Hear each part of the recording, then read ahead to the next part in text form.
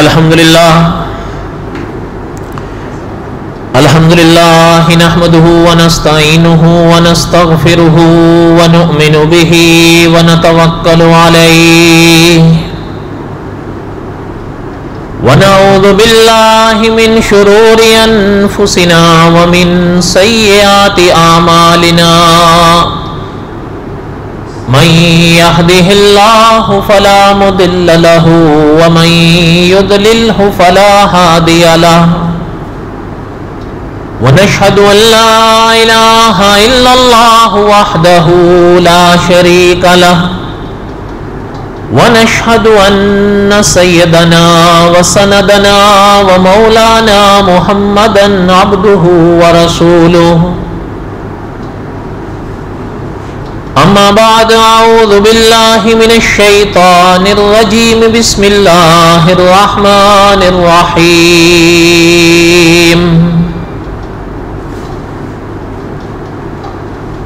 نحن نقص علیک احسن القصص بما اوحینا الیک ھذا القرآن وَإِن كُنْتَ مِن قَبْلِهِ لَمِنَ الْغَافِلِينَ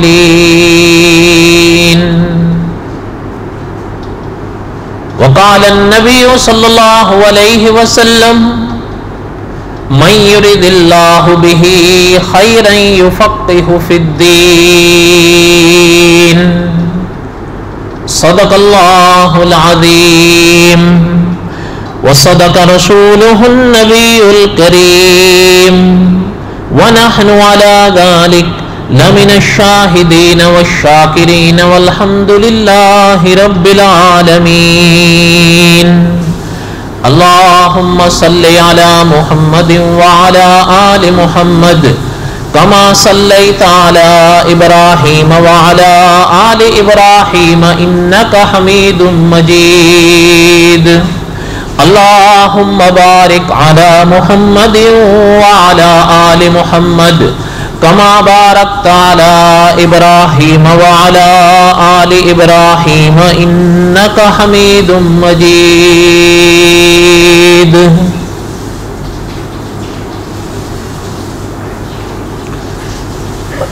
قصص الانبیاء علیہ الصلوۃ والسلام کے اسباق ہم پڑھ رہے تھے.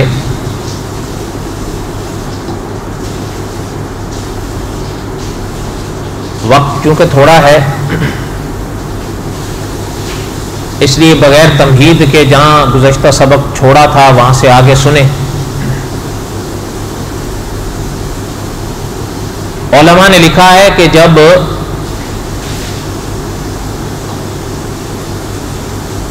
فرعون نے اپنے لوگوں کے سامنے یہ کہا کہ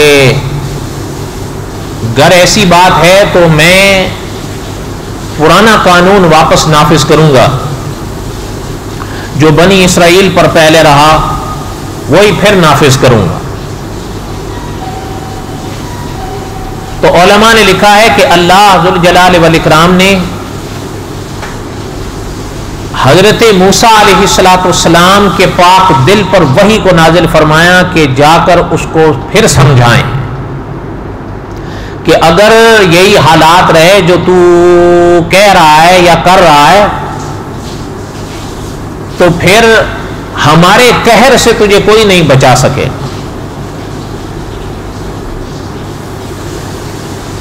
حضرت موسیٰ علیہ السلام نے اللہ ذوالجلال والاکرام کے پیغامات سے اس کو آگاہ کیا, حجت تمام کی اللہ نے, اللہ کے پیغمبر نے اللہ کے حکم سے.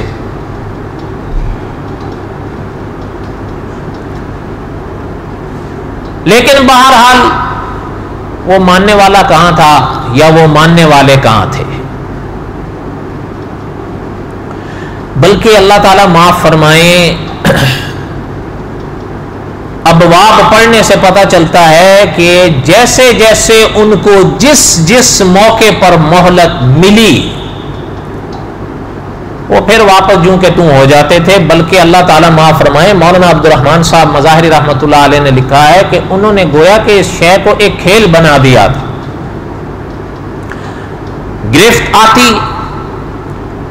تو کہتے جی ہم سدھر گئے، یہ عذاب ٹل جائے بس ہم سدھرے سمجھیے۔ جب اللہ کے پیغمبر دعا کرتے تھے، پیغمبر کی دعا کے صدقے میں وہ عذاب ٹلتا تھا، پھر بگڑ جاتے۔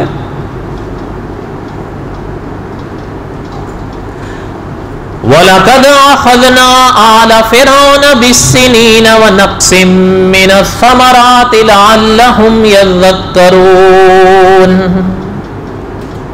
اب اللہ کی گرفت وغیرہ آنی شروع۔ اللہ نے فرمایا کہ جب ان کے یہ رویے رہے تو پھر ہم نے ان کو پکڑا،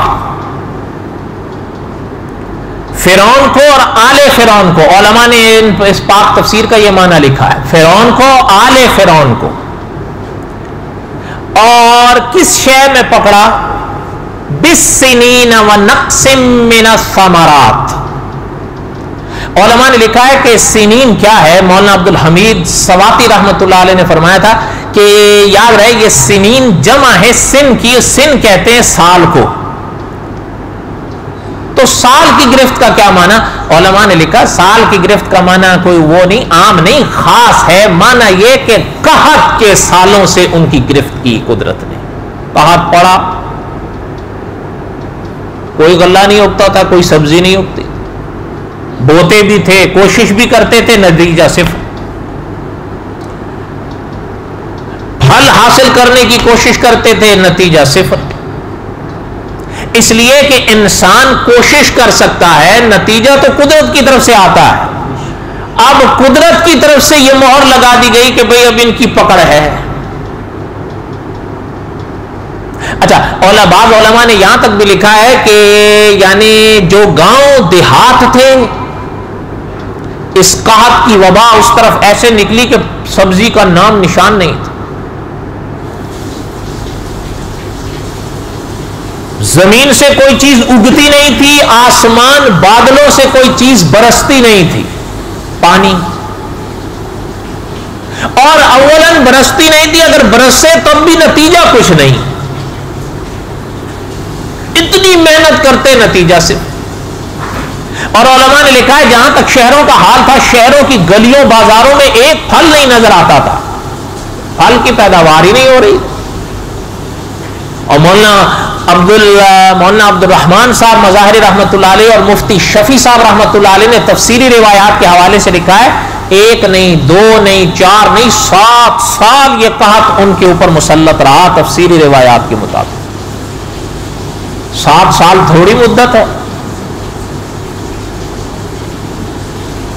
وَلَقَدْ أَخَذْنَا آلَ فِرْعَوْنَ بِالسِّنِينَ وَنَقْصٍ مِّنَ الثَّمَرَاتِ لَعَلَّهُمْ يَذَّكَّرُونَ۔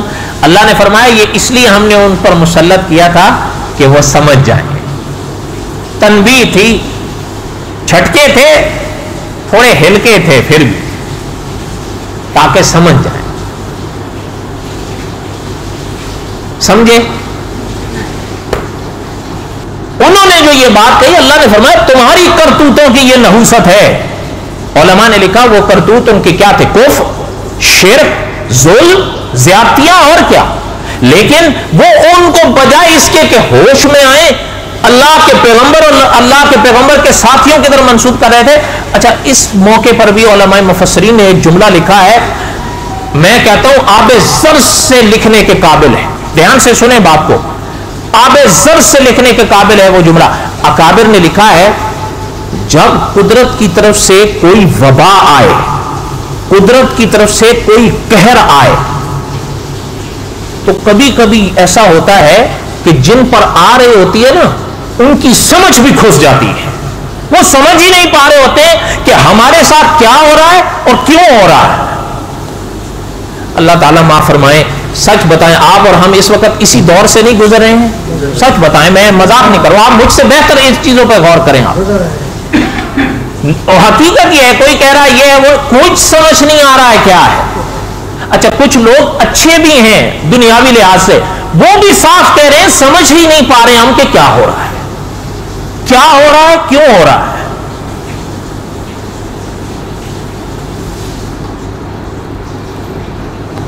بس دعا کریں کہ اللہ تعالیٰ رحم فرما دیں بس۔ آپ دیکھیں یعنی صاحب قصص الانبیاء نے لکھا ہے کہ یعنی اللہ تعالیٰ معاف فرمائے کسی زمانے جب اس خطے میں سارس پھیلی تھی اس زمانے کے یہ دروس ہیں کہ صاحب قصص الانبیاء، اس زمانے میں کتابی صورت میں نہیں آئے تھے، بعد میں آئے، لیکن اس زمانے کی انہوں نے بات لکھی ہے تو انہوں نے لکھا ہے کہ یہ اللہ تعالیٰ معاف فرمائے یہ ایسا کہہ رہے ہیں کہ ہمارے گناہ ہیں لیکن ہم ہوش میں نہیں آ پا رہے، پتہ نہیں کوئی شخص گناہ چھوڑ رہا ہے نہیں چھوڑ رہا ہے، کچھ پتہ نہیں چل رہا ہے۔ اچھا ان کو تو چلیں اب کیا کہیں، کبھی کبھی تو ہمارا ذہن بھی تھمنے لگتا ہے، لیکن اپنے وال دیکھتے ہیں کیا ہم میں کوئی تبدیلی آ رہی ہے؟ ہم نے تو آج تک نہیں دیکھا کہ نمازیوں میں اضافہ ہوا ہو، آپ نے دیکھا ہو تو دیکھا ہو، ہم نے تو نہیں دیکھا۔ 6 ماہ گزر گئے ہیں اس وبا کو، ہم جتنے نمازی تھے آج بھی اتنے ہی ہیں، بلکہ کوئی کم ہوئے ہوں گے میرے خیال میں، بڑے تو کوئی نہیں ہے۔ آپ غور کر لیں، ہو سکتا ہے میری بات کڑوی ہو، بری ہو، غلط ہو، آپ خود غور کریں۔ صاحب قصص الانبیاء نے یہ بات لکھی ہے کہ دیکھیں قرآن پاک کے یہ واقعات، توجہ میری طرف رہے، قرآن پاک کے یہ واقعات حضرت موسیٰ کے زمانے میں جو ہوئے قرآن ان کو بیان کرتا ہے۔ ابھی جیسے میں بیان کر رہا ہوں قرآن پاک کی آیات سنا رہا ہوں آپ کو یا ترجمہ، ان اکابر نے لکھا ہے کہ غور فرماؤ کیا ضرورت تھی اللہ تعالیٰ کو کہ ہزاروں سال پہلے کے گزرے ہوئے واقعات کو اللہ نے بیان فرمایا۔ سچ بتائیں کیا آج آپ اور ہم اسی دور سے نہیں گزر رہے ہیں؟ اچھا، اور اکابر نے جو یہ لکھا ہے کہ وہ اپنی کرتوتوں کی نحوست، اپنے کج فہمی کی وجہ سے پیغمبر کی طرف منسوب کر رہے تھے۔ اللہ تعالیٰ معاف فرمائے آج کتنے لوگ ہیں وہ کیا کر رہے ہیں، آپ خود غور کر لیں۔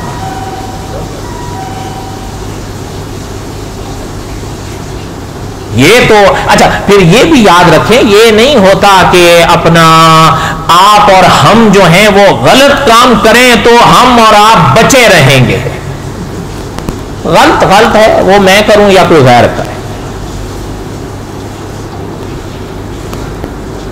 اچھا جو بات میں عرض کر رہا تھا کہ اکابر نے لکھا ہے کہ وہ یعنی جب خود اللہ معاف فرمائے جب قہر خدا کا وبا کی صورت میں آتا ہے، جن پر آتا ہے کبھی کبھی ان کی مت ایسی کھستی ہے وہ سمجھ نہیں پا رہے ہمارے ساتھ کیا ہوتا ہے، کیوں ہو رہا۔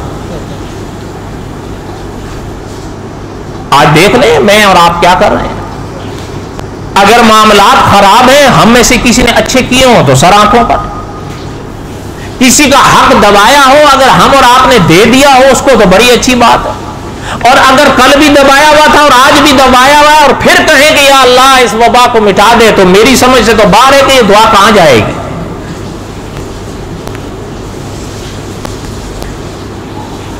آپ کو سمجھ میں آتا ہو تو آتا ہو، میں تو نہیں کہہ سکتا۔ بس دعا کرتے ہیں کہ اللہ تعالیٰ اچھے لوگوں کے عوض ہی ہمیں بھی بچا دے۔ اچھا جو بات میں عرض کر رہا تھا، انہوں نے کہا کہ اکابر نے لکھا ہے کہ وہ کہنے لگے کہ یہ تو ان کی وجہ سے، حالانکہ اللہ نے صاف ارشاد فرمایا تمہاری اپنی کرتوتوں کی وجہ سے تم پر نحوست پڑ رہی ہے، لیکن مت خوشی بھی تھی۔ اچھا ایک چیز چلتے چلتے سنیں، ایک لفظ ہے کم فہم اور ایک لفظ ہے کج فہم۔ بات پتہ نہ ہونا یہ کم فہمی ہے، لیکن بات کو الٹا سمجھا ہوا ہونا یہ کج فہمی ہے۔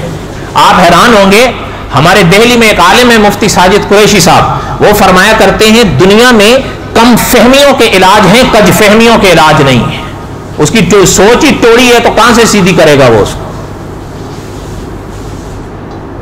اب دیکھ لیں کہ ان کے کرتوت اپنے تھے لیکن ان کرتوتوں کی نحوست کو پیغمبر کی طرف منسوب کر رہے ہیں، حالانکہ اللہ کے پیغمبر نے تو وصف لگا دیا، اتنے بڑے معجزات پیغمبر نے دکھائے، مانے۔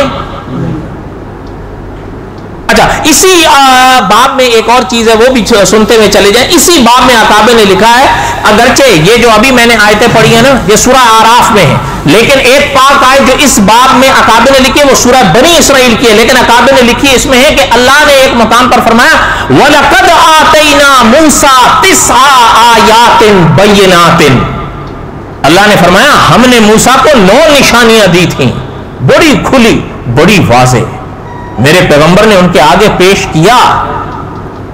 اللہ جی مانے؟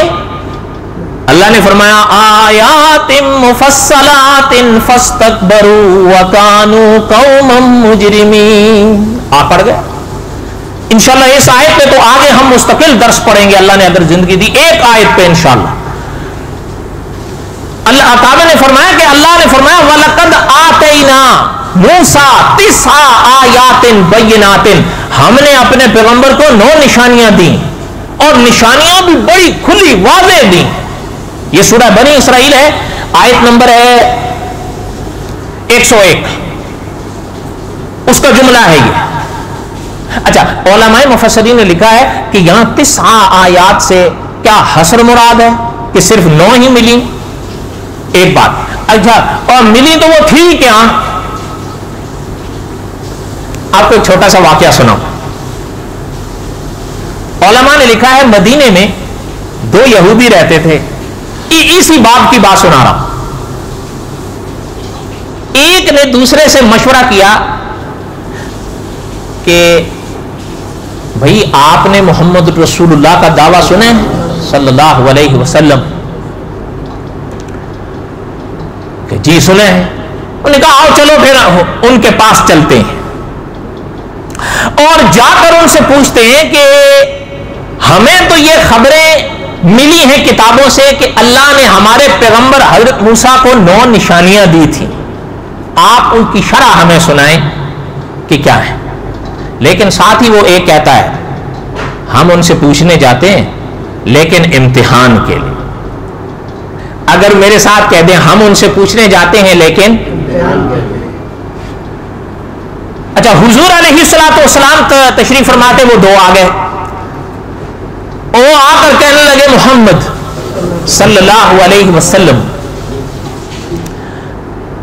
کہ ہم حضرت موسیٰ کو ماننے والے ہیں، اور ہمیں آپ کا دعویٰ بھی پہنچا ہے کہ آپ اللہ کے رسول اور اللہ کا نبی ہونے کا دعویٰ کرتے ہیں،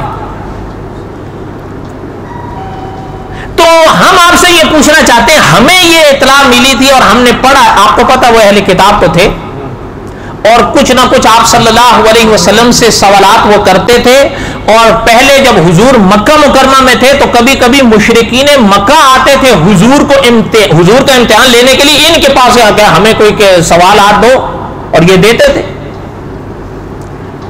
وہ کہنے لگے ہم نے سنا ہے کہ اللہ نے حضرت موسیٰ کو 9 نشانیاں دی تھیں، اور ابھی میں نے پڑھا حضور کے پاک دل پر تو جو وحی اتری وَلَقَدْ آتَيْنَا مُوسَىٰ 9 آیات بینات، وہ 9 نشانیاں کیا تھی؟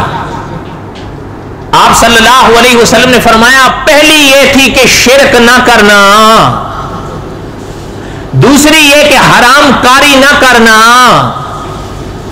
تیسری یہ کہ چوری نہ کرنا، تیسری یہ کہ ناحق کسی کا قتل نہیں کرنا، چوتھی یہ کہ چوری نہیں کرنا، چوتھی کیا ہے؟ ہم تو نہیں کرتے، بولو تو صحیح، یہ صرف ان کے لیے ہے۔ اچھا، اور ہمارے اکابر، ایک میں آگے پڑھتا ہوں انشاءاللہ، ہمارے اکابر فرمایا کرتے تھے چوری صرف پیسے کی نہیں ہوتی ہے، چوری وقت کی بھی ہوتی ہے، چوری بات کی بھی ہوتی ہے، سب زاویوں پر، سب ان شکوں پر نظر رکھنی چاہیے۔ حضور نے فرمایا شرک نہ کرنا، شرک نہ کرنا، کسی کو نہ حق قتل نہ کرنا، چوری نہ کرنا، جادو، بولے نا جادو، ہم تو نہیں کرتے، کرواتے تو نہیں ہیں، اللہ کرے ایسا ہی ہو، اللہ کرے جو کرتے ہیں یا کرواتے ہیں وہ حضور کا یہ فرمان یاد رکھیں۔ حضور نے فرمایا جادو، اچھا اگلی چیز حضور نے فرمایا سود نہ کھانا، ہم تو نہیں کھاتے، آپ کو ایک 2 ہی بول رہا ہے، اللہ ہی رحم کرے، ہم تو نہیں کھاتے۔ میں نے پہلے کہا قصص الانبیاء تو ہم پڑھتے رہتے ہیں نا، قصص الانبیاء تو آپ مجھ سے پہلے زیادہ خود بھی پڑھے ہوئے ہوں گے، اکابر سے سنے ہوئے بھی ہوں گے، لیکن کوئی چیز پلے بھی تو پڑے نا۔ حضور نے فرمایا سود نہ کھانا، حضور نے فرمایا کسی پاک دامن پہ غلط جھوٹا الزام نہ لگانا. ہم تو نہیں لگاتے، اور بولو تو صحیح، سچی بات ہے، اللہ کرے ایسا ہی ہو. ویسے مجھے لگتا نہیں ہے، ہو سکتا ہے آپ کہتے ہو، آپ کا، مجھے ایسا لگتا نہیں. ہم جب کسی کے بارے میں کہتے ہیں کہ فلاں بڑا برا ہے یا، تو پھر آپ خود سوچیں.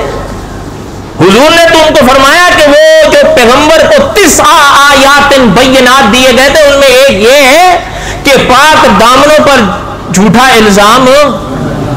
آگے حضور نے فرمایا میدان جہاد سے فرار نہ کرنا. اور آقا صلی اللہ علیہ وسلم نے فرمایا اے یہود، ایک حکم خاص تمہارے لیے تھا کہ یوم سبت کی بے حرمتی اور خلاف ورزی نہ کرنا. اچھا، آپ صلی اللہ علیہ وسلم نے نا، او کما قال النبی صلی اللہ علیہ وسلم، حضور نے جب ان کی بات کا جواب دیا، امام ترمذی رحمۃ اللہ علیہ نے لکھا ہے وہ آگے بڑھے، انہوں نے حضور کے ہاتھوں کو چوما اور چل دیے، کچھ بولے نہیں، کچھ بولے. اچھا، اب اس جملے کو اگر تازہ کر لیں، وہ جب اٹھنے لگے تھے نا کہ حضور سے ہم پوچھ رہے، یہ جو واقعہ میں نے سنا ہے ترمذی شریف میں ہے، آپ پڑھ سکتے ہیں 2 جلد میں. وہ جب اٹھنے لگے تھے، میں نے ایک جملہ آپ کو سنایا، وہ کیا کہنے لگا تھا؟ ایک، ہم جا رہے ہیں لیکن کیوں جا رہے ہیں؟ امتحان کے لیے. بات سمجھ آئی؟ پھر اس کے بعد تو پھر ہدایت ہر ایک کا نصیبہ نہیں ہوا کرتا. واللہ اعلم بحقیقت الحال. ایک آخری بات سنا کے بس کروں، ویسے یاد آ گئی مجھے، اب ربط ہے یا نہیں لیکن کہیں تو سنا دوں. یہ تو حضور کا واقعہ ہے نا. حضور صلی اللہ علیہ وسلم کی اتباع کے صدقے میں حضور کی امت میں ایسے ایسے علماء، ایسے ایسے اولیاء پیدا ہوئے ہیں کہ جنہوں پر دنیا نے رشک کیا ہے. مثلا مجھے یہ بات بس وہ امتحان کے لیے یاد آ گئی، ورنہ اور کوئی بات یاد نہیں، لیکن یاد آ گئی تو سن لیں گے انشاءاللہ. یادوں کے چراغ میں ڈال دیں گے. آج کل انہوں نے ایک نیا وہ البم بنایا یادوں کے چراغ، تو تقاریر سے یہ چیزیں نکلتی ہیں تو اس میں ڈال دیتے ہیں. ٹھیک ہے. اچھا، مزے کی بات یہ ہے کہ باقی کسی درس کے اتنے ویوز نہیں ہیں جتنے اس البم کے ہیں. اب وہ ساری کون سنے، لیکن 2-2 3-3 منٹ تو سب سن لیں گے. جو بات آپ کو سنا رہا تھا امتحان کے لیے، ہمارے ملک میں مولانا امین اکاڑوی رحمۃ اللہ علیہ گزرے. اچھا، یعنی ہم نے ایسے علماء دیکھے ہیں، ہمارے اپنے استادوں میں تھے. جب مولانا فوت ہوئے تھے، بہت پرانی بات ہے، 20 سال لگ بھگ ہو گئے ان کو فوت. ہمارے اپنے استادوں نے مجھ سے کہا تھا کہ یہ جو شخصیت تھی جن کو مولانا امین اکاڑوی کہتے تھے نا، یہ ایک وہابی شیخ ہے جو قدرت کی طرف سے عنایت تھی مسلمانوں کے. ہو سکتا ہے کوئی نہ مانے، ہم نہیں کہہ سکتے. اور آپ میں سے کوئی تاجر کا اگر بیٹھا ہو تو یہ اس کے لیے سعادت کی بات ہے کہ مولانا عبد الحنان صاحب کے شاگرد تھے، اور مولانا عبد الحنان صاحب تاجر کے تھے. لیکن میرے اور آپ کے علاقے میں کوئی امین اکاڑوی پیدا نہیں ہوا. وہ کیا کہتے ہیں، وہ چراغ کے نیچے اندھیرا ہوتا ہے. اچھا، وہ ہند والے کہتے ہیں یہ پرانی کہاوت ہے، اب چراغ کے اوپر اندھیرا ہوتا ہے. اچھا، وہ حضرت فرما رہے تھے، میں نے ایک دفعہ ایک رسالہ نکلتا تھا، سنو یہ بات اور یاد رکھنا. حضرت فرماتے ہیں وہ رسالہ میں نے پڑھا، اس میں یہ لکھا تھا کہ مولانا احمد علی لاہوری رحمۃ اللہ علیہ کا ایک فرمان اس میں چھپا کہ یہ ظاہری آنکھیں تو ہر انسان کی ہوتی ہیں، قدرت دیتی ہے، اصل آنکھ تو دل کی ہے. اور آگے حضرت نے فرمایا کہ اگر یہ دل کی آنکھیں ہوں اور روشن ہوں تو انسان حلال حرام میں بھی تمیز کر لیتا ہے.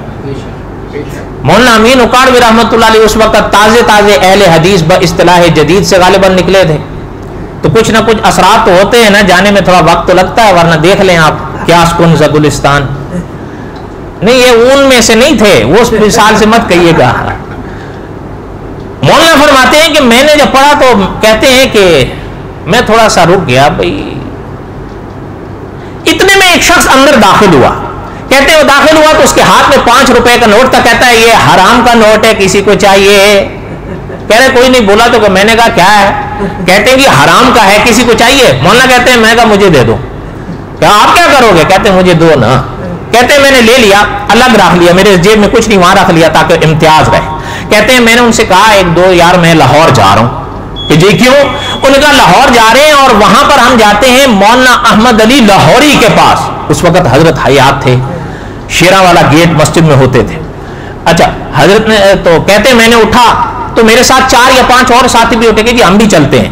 کہتے ہیں ہم بس اڈے پر آئے بس پہ چڑھنے کے لیے تو وہاں پھل بک رہے تھے, تو کہتے ہیں ہم نے کچھ پھل لے لیے حلال پیسوں کے, اور فرماتے ہیں میں نے جیب سے وہ نوٹ نکالا اور ریڑھی والے سے کہا اس سے آپ الگ کر کے ہمیں پھل دو. اچھا کہتے ہیں تھیلا ایک ہی کر دیا لیکن نشان لگا دیا کہ مجھے پتا ہے یہ حرام ہے اور یہ, کہتے ہیں ذرا امتحان تو کر لوں. خود ہی لکھتے ہیں, کہتے ہیں میں نے کہا ذرا کہ یہ کیا کر رہے ہو آپ, یار کہ میں نے ان کا یہ مضمون پڑھا تھا, چلو ذرا انہی پہ آزما لوں, امتحان کر لوں. کہتے ہیں میں آ گیا. کہتے ہیں آئے تو حضرت بیٹھے تھے. کہتے ہیں مولانا احمد علی لاہوری رحمۃ اللہ علیہ بیٹھے تھے, مسافہ کیا. جنہوں نے احمد علی لاہوری رحمۃ اللہ علیہ کو دیکھا نا وہ جانتے ہیں حضرت کے چہرے پر ایک رومال رہا کرتا تھا اکثر. آ کے کہتے ہیں ہم نے مسافہ کیا, وہ 4-5 جو میرے ساتھ وہ بھی ملے تو ہم نے رکھا, تو حضرت نے تھیلا دیکھا تو فرمایا کیا ہے بھائی. کہتے ہیں کہ ہم نے کہا حضرت آپ کے لیے تحفہ لائیں. کہتے ہیں حضرت نے وہ تھیلا رکھ لیا پھر کھولا. کہتے ہیں اس تھیلے کے اندر دیکھا ایسے, کہتے ہیں چہرہ ہم نے حضرت کا دیکھا تو کچھ فرق آ گیا.